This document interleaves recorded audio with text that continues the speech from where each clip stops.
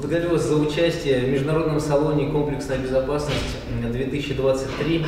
За прошедшие годы между чрезвычайными ведомствами наших стран выстроилось тесное взаимодействие по ключевым направлениям сотрудничества.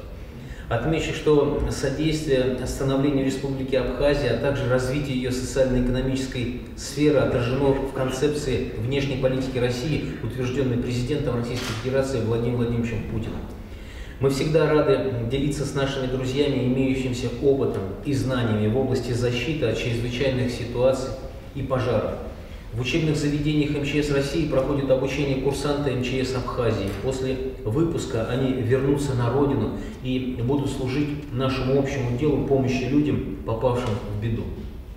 Считаю, что очень важно продолжать работу по подготовке высококвалифицированных кадров МЧС Республики Абхазия. Российская Федерация с благодарностью относится к вкладу абхазской стороны в оказание поддержки Донецкой народной, Луганской народных республик, а также Запорожской, Херсонских областей Российской Федерации.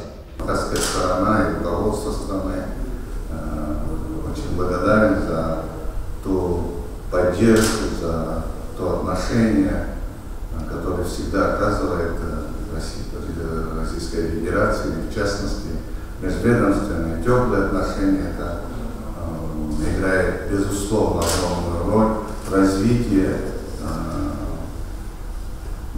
Министерства по чрезвычайной ситуации, потому что основные кадры мы получаем здесь, как вы правильно подчеркнули.